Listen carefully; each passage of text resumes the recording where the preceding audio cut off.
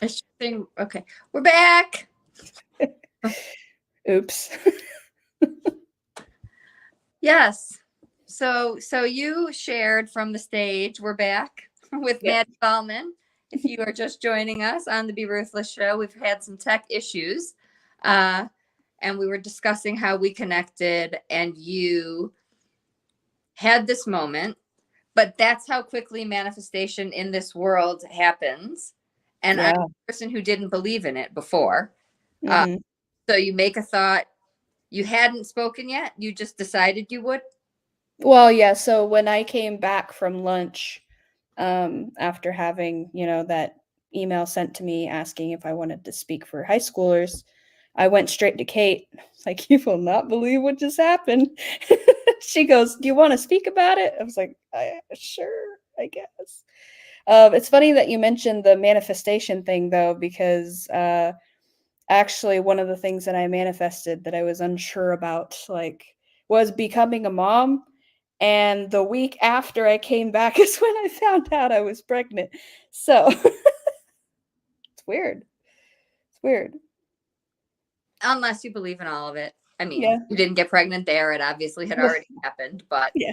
Either way, um, but yeah. So everything just kept on falling into place for me then, and then I kind of made a plan to become a mentor and to actually help young designers and try my hardest to do whatever I can to be able to do that. But one of the reasons why I wanted to do that is because I didn't really have a good role model, I guess, for specifically graphic design. But at the same time, I wish I had an older sibling because I get called the older sister of a lot of my relationships because I give out tough love.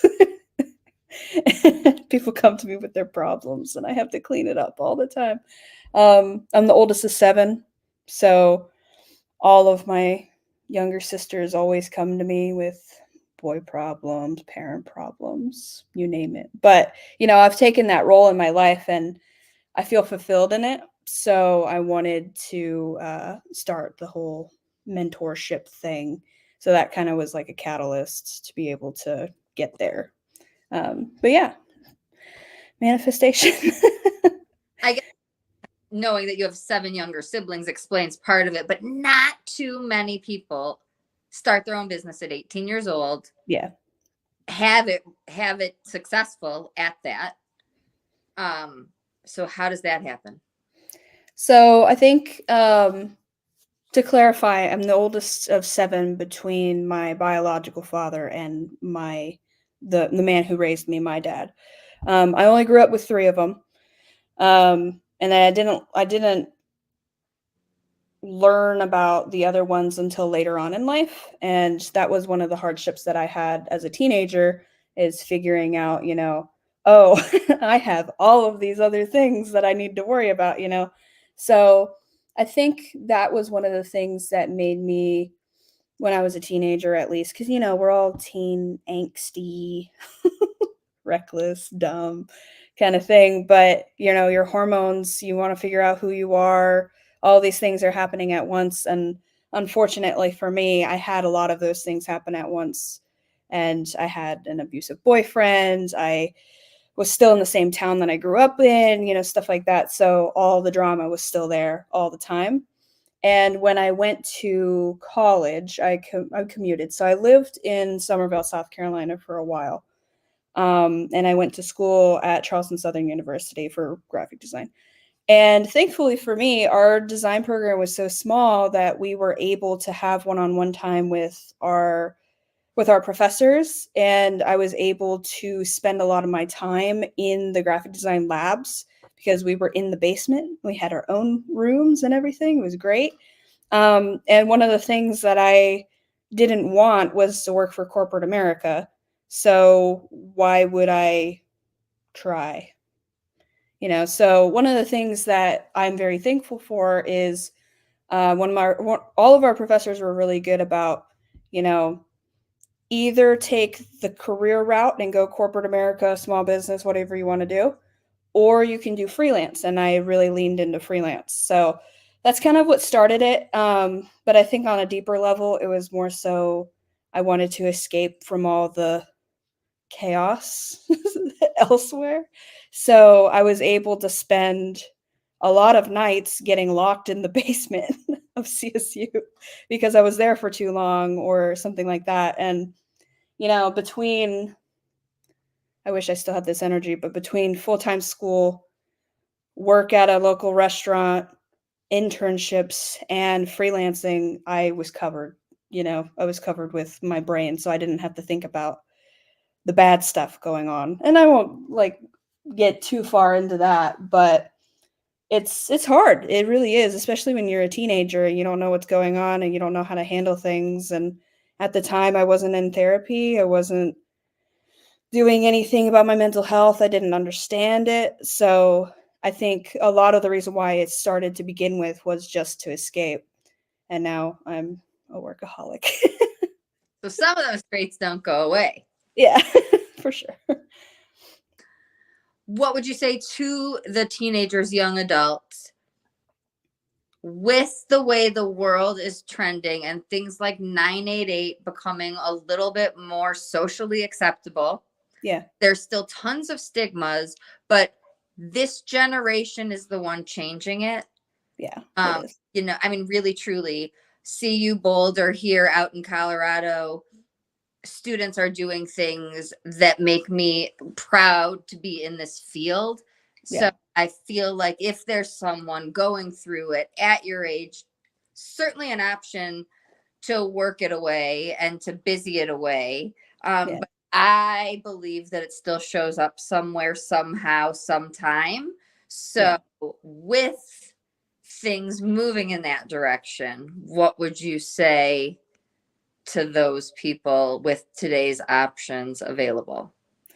So I would say if I went back to when I first started the business and when I was in that time period of being, my dark and dreary self, um, I would say if you are self aware enough, then you need to accept that you have a problem and that something is bothering you. Because that was a bunch of my issue is I knew that I had a problem, but between not really having the resources or knowing about the resources available for me to go on campus and use the counseling services, even if it didn't work out. Not all of my counselors worked out, trust me, and they don't. And I have a great one now, but I've gone through some really really bad ones, and it takes time. I wish I didn't beat myself up as much as I did, because I was perfectly valid in everything, and I was perfectly capable of doing everything that I didn't think that I was going to be able to do. And then on top of that, with depression and anxiety comes suicidal thoughts and stuff too. And I wish that I had the resources, or I guess taught myself, since I didn't think I had the resources, how to get myself out of that funk. Um, yeah, that was a really hard time in my life, and obviously it came and turned into motivation instead of something that was like maybe drugs or alcohol or something like that. But a lot of people fall into that, and I try to tell people, if they are going through something like that, it's okay. This is just a phase. Comparatively now, if I did anything when I was a teenager or when I was way younger, I wouldn't be here today welcoming my first child into the world any day now. And there's so many good things that came out of it, like the relationships that I've built, the husband that I have now, he's amazing. The people I work with are amazing.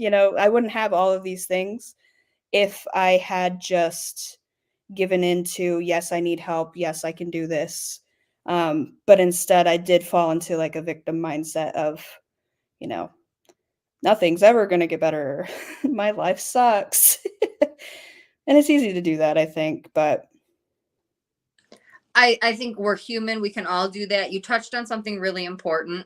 I was just a guest on a podcast before this, and I made a point of saying, people are interviewing me.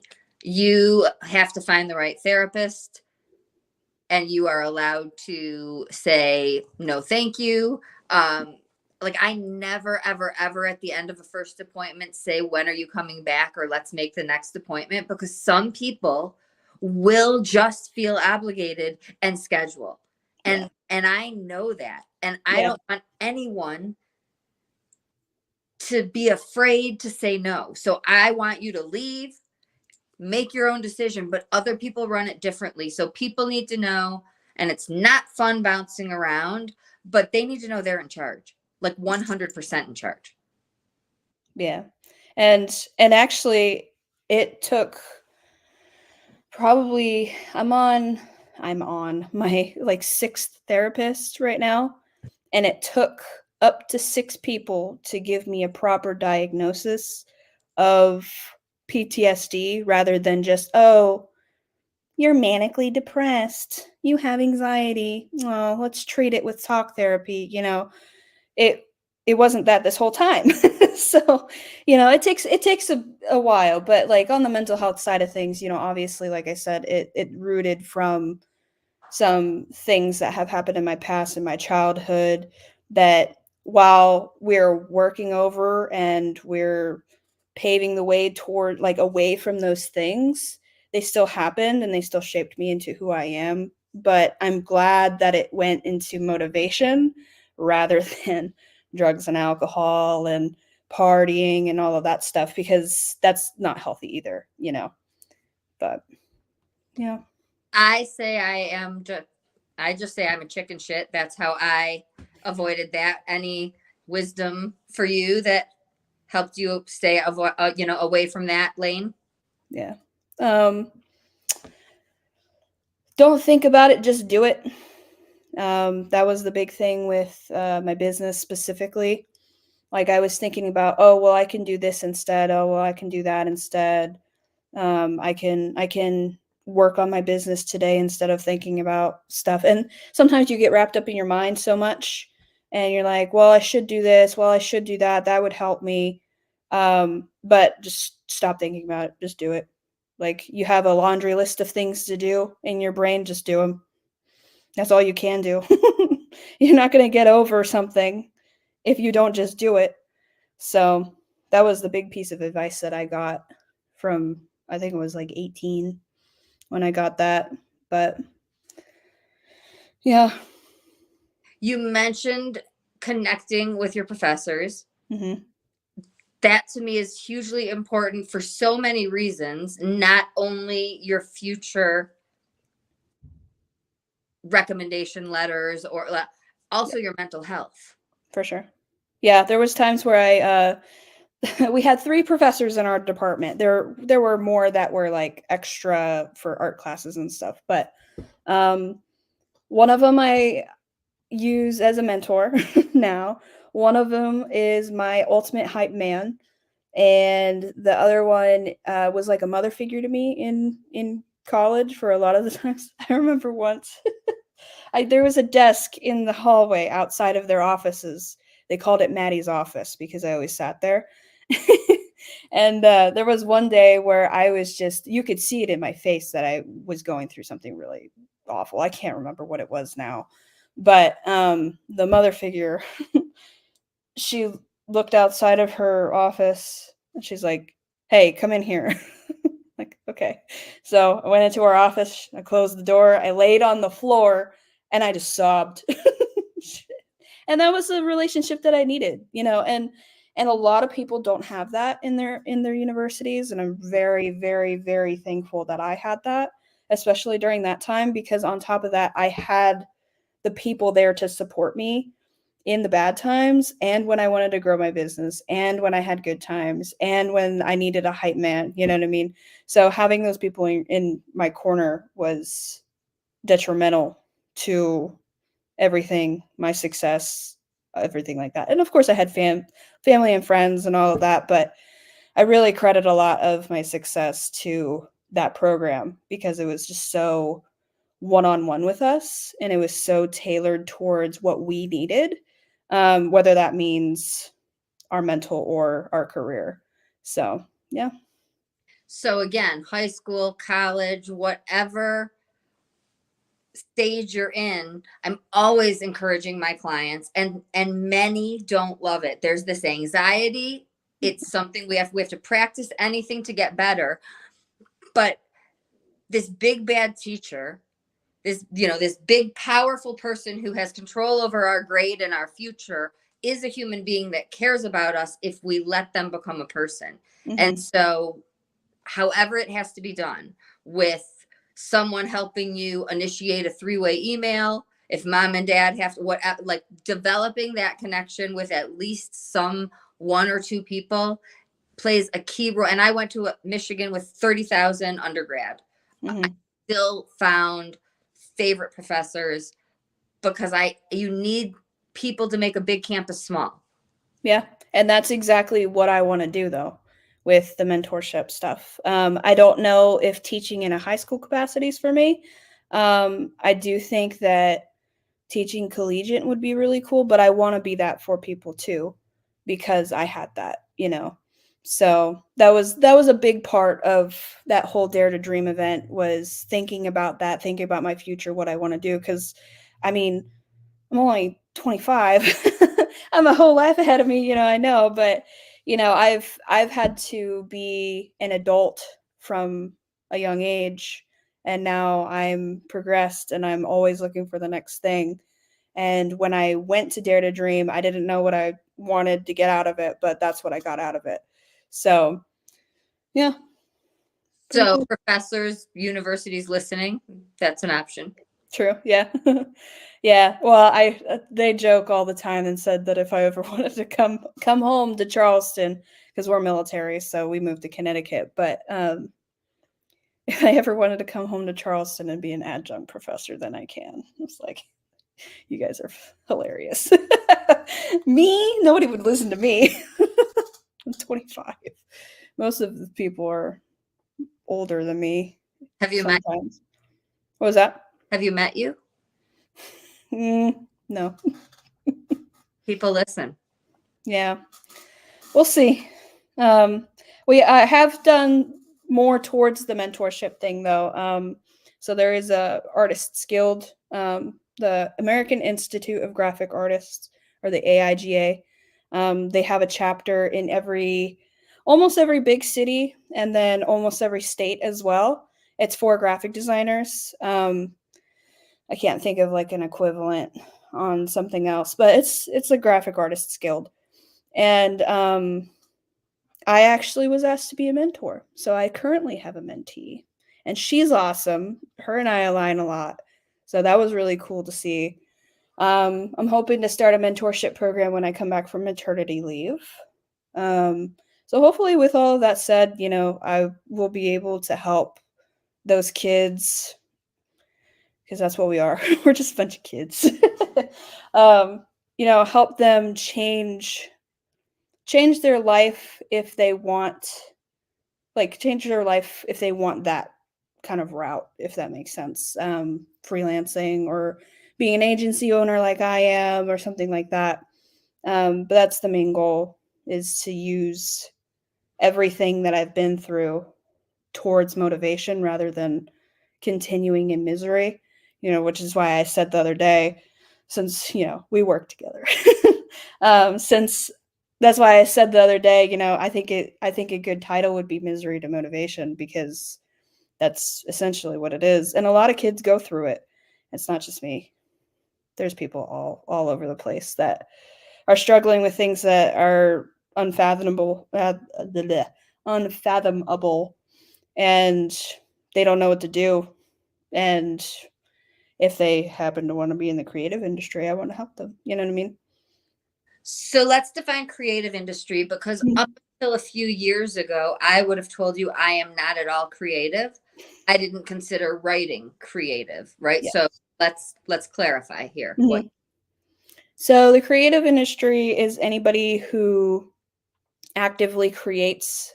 That's my eyes, at least. Obviously, like you said, there's all kinds of different variations of what people would think as far as a creative industry. But personally, I think anybody who creates crafty people, content creators, so streamers, podcast people, writers, artists, obviously, graphic designers, anybody who has to use some kind of artistic ability to create something for entertainment, or for me, it's marketing. I think that would be a better like a better definition of the creative industry now. But yeah, it's changing all the time. So I wouldn't have known that you are doing this. So I'm so glad you're sharing it, because there's so many people in my universe to send you. I yeah. wouldn't want to send them. Who was I talking? I was just talking with someone the other day about a field that you would think was like mental health, where you would have compassionate. And I Yeah. thought I was talking to somebody about computers. Like if you're adding that compassion to website stuff. Well, the problem is in my industry is that a lot of people in, let's say, the business side of the creative industry, so marketing and stuff like that, a lot of people lack the empathy and compassion, and that's how I've gotten to be very close with people, and that's how I've gotten to be close with my demographic, is because they value an empathetic and compassionate approach. There was one time, I can't remember what it was. One of my clients, they were having an issue with another company, and I looked for advice on forums of how to approach it professionally, because I knew that it was wrong, and like ethically, my morals kind of wrong. Everything is subjective. But people were like, I wouldn't care. They're paying you to redo it. I wouldn't care. That other company is just screwing them over. That has nothing to do with you. And I'm like, you should stand up for your clients. You should stand up for people, because that's how they know that, first of all, you're backing them up. And second of all, that they know that they've been screwed over by someone else, and either something needs to be done, or they need to fix it, or something like that. Just because if you're screwing people over in the marketing world, some things can be several $1,000s. I mean, you know that. And someone's dishing out money into a company that's using them, and I know that, then I'm going to call them out. But they're like, what does it matter? They're getting money, you're getting money. I was like, no, that's not how that works. It took until Ruthless in the Rockies for this to sink in. I've been in my field for over 25 years. Yeah. People have told me for 25 plus years that I go above and beyond for my clients. And I'm like, this is just this is what you're supposed to, like, in my head, this is how it's done. Mm-hmm. It's not how anybody else does it. It's how I believe it should be done worldwide. But nobody, same thing. Like, it's how you believe it should be done. Nobody else does it that way. It sets you apart big time. Yeah. Really does. And and some people value other things. So I'm not saying that one way is wrong and one way is not. But, personally, I would prefer to build relationships with people, because the relationships that I've built with people put me where I am today. They put me in a good position with my clients, in a good position with my team. My team always knows that I'm going to back them up. My clients always know I'm going to back them up. And I would rather have that kind of trust. It's a no trust factor, to be able to build relationships with people. So I would rather have that than be a money grabber and be like, oh, your website's done. Money, please. See you later. Like, I would rather build relationships with people and ask people, how are you doing first, before how do we need to approach this next project? You know what I mean? It's better for me. If it's not for everyone, then it's not for everyone, and that's okay. But yeah, no, I agree. Like, empathy and compassion go much, much longer than. Well, working with you, I can say, like, you care about not only me, but you care about what's best for my business. If I bring something up, you'll tell me, that's for January, March, what, you're not going to let me do something that's not right for right now or at all. Right. And there are other people that might not care. Yeah. Well, and a lot of it is just looking out for the overload. I wouldn't know that you can get overloaded sometimes if I didn't ask, or if you didn't tell me, or if I didn't care. So I'm not going to sit here and be like, yes, pile all of this stressful new stuff on someone just so I can get money. You know what I mean? Like, I could easily do that, but I'm not going to, because first of all, it diminishes quality. And second of all, I don't want to stress you out. You already have enough going on. We all do. So take it one day at a time. It's okay. We're going to get through it, kind of thing. So, yeah, I don't know. I don't know why people are like that. And like I said, that's okay if they are, but it's not for me.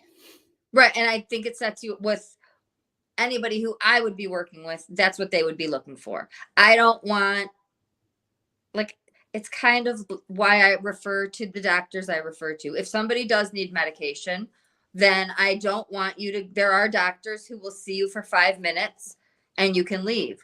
There are also doctors who will do this and get to know you and still give you what you need. And I prefer those, just like I prefer somebody. I mean, you're running, I don't care about a website, but the rest of the world does. Like, you're running a large part of what matters to my business. It kind of matters that you care about me and my business. It's true. Yeah, for sure. And that's, I don't know. I'm just not a money chaser. I mean, we talk about this a lot.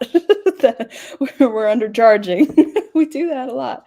And we shouldn't, but at the same time, we just care so much. I think that's a lot of the good reason why we work, and we work well together too.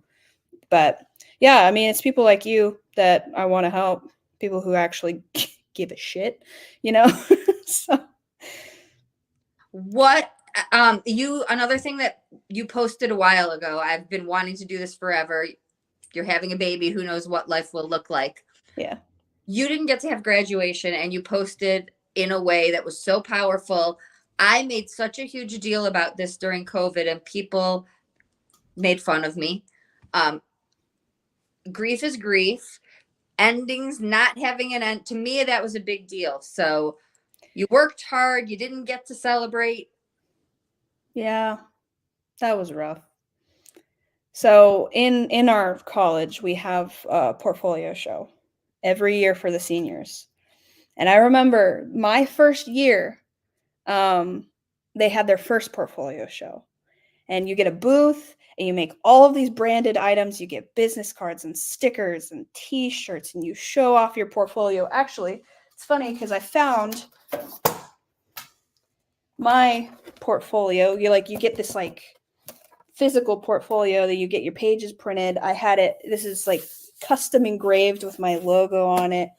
And I was so excited and planning it for years. And then I remember going home for spring break and never coming back because of COVID. And obviously, we needed to stay safe, but we were supposed to have our portfolio show the following month. We were working on our portfolios. We were doing all the things, and I had a job lined up. I had a really good job lined up, and it wasn't freelancing, but it was a good job, and I lost it. And so one thing after another just kept on falling off my plate. No work, then no school. Well, we had school, but they gave us pity A's. So it was like, we don't know how to do this. I don't know what we're doing, because everybody was freaking out. Zoom wasn't really a thing. I mean, it was, but it wasn't the best. Yeah, and then graduation rolled around. Man, that week sucked. My 22nd birthday was that Tuesday, and it was Cinco de Mayo.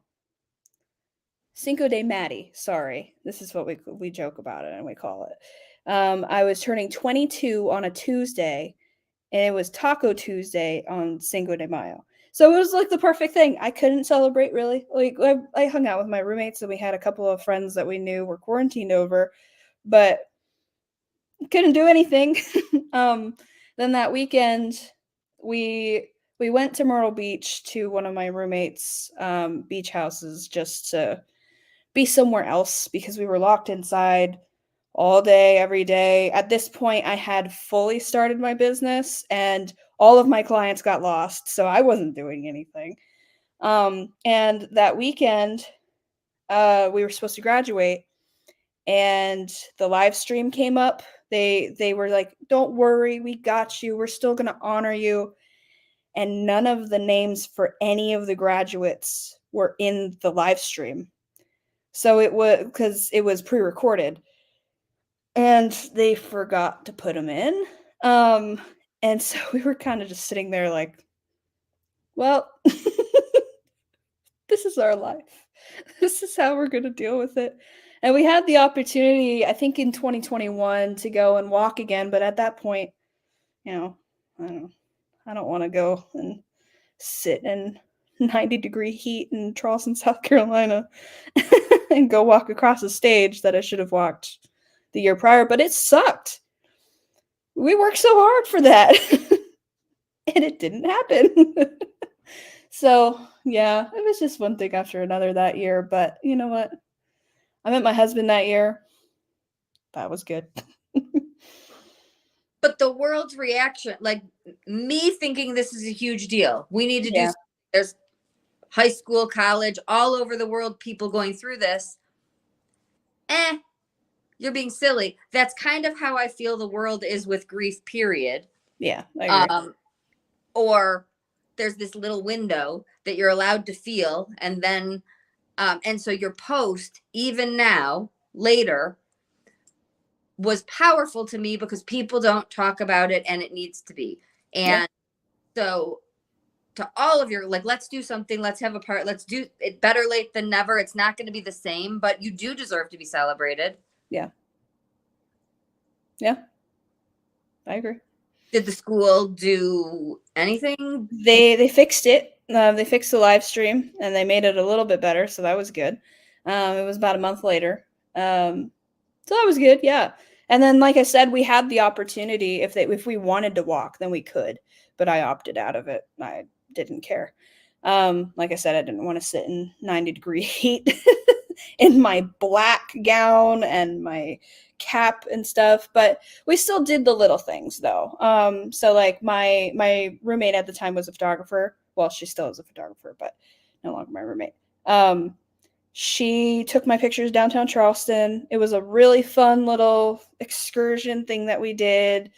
We still made it the best that we could. So yes, we were grieving, the end of our college chapter the way that we wanted it to and we expected it to go, but at the same time, there was so many good things that came out of it too that it made it a little bit easier. Then one of my other roommates got engaged a couple of months later. That was a lot of fun.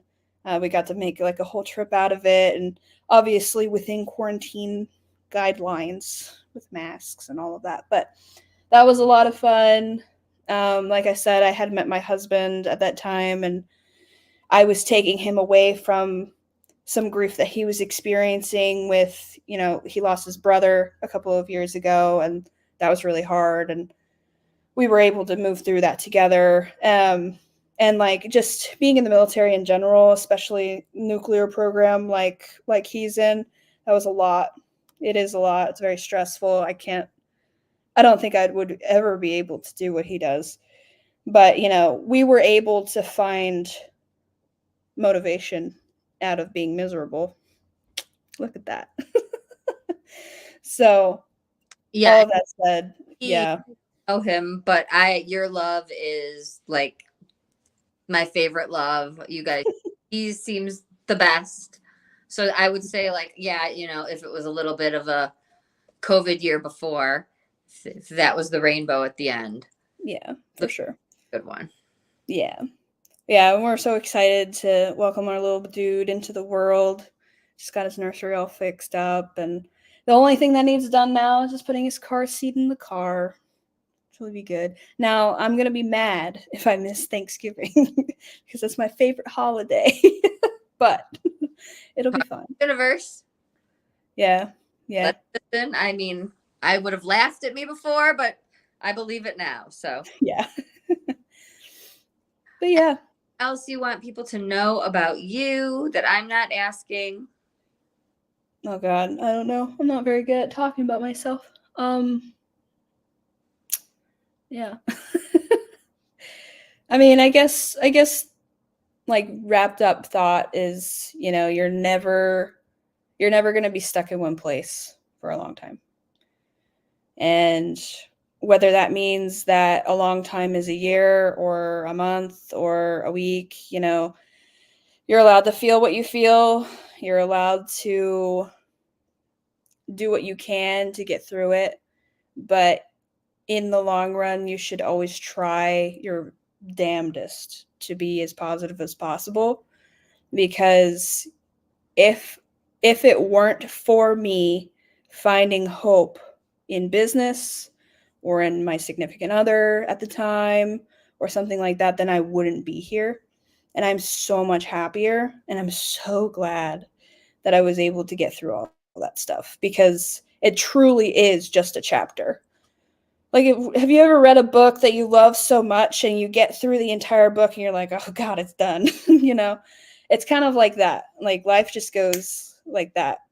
So even if you're struggling, it's going to be fine. It's going to be okay. And there's no timeline for anything. So just do what you can, but that. And Other people may not know that. we all feel like no one else knows our exact story, but there are people who can relate in some way and make life less painful. So letting them in, whoever that might be, is a great step. How do people find you after? So I am on Instagram as by.maddie.may. It's by.madi.mae. That's my personal Instagram, or that's my personal business Instagram, I guess. And then I'm actually I'm in a process of rebranding and remarketing and doing all the strategies 2 days before I'm supposed to go on maternity leave. So you can understand what it's been going on in the cogs in the back of my head. So I'm in the process of doing all that as well. But my website for branding and stuff is maycreative.graphics, because I'm fancy and I don't own a .com.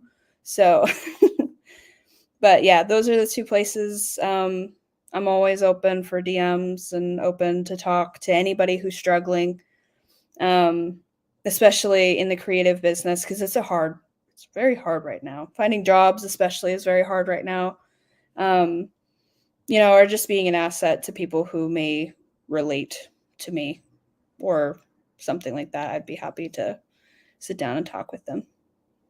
I will put it all in the show notes. Maycreative.graphics, something Maddie dot. Do Instagram again.